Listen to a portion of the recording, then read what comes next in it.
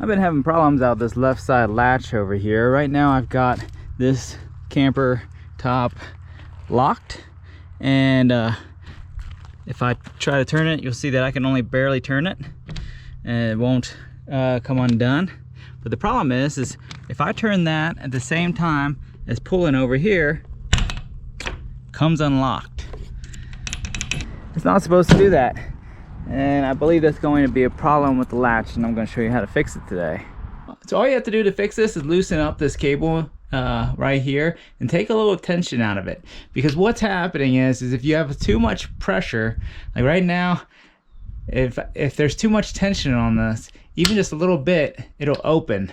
And so you got to make sure that there's just no tension on it whatsoever, and then it won't. So to do that, you're just going to take a little Allen wrench, and there's a set screw in here that you can loosen up, and then you'll be able to make adjustments to this cable. If by some chance adjusting that cable doesn't fix your problem, then I'd recommend buying new latches. You can buy these on Amazon.com, and I'll put a link to them in the comments.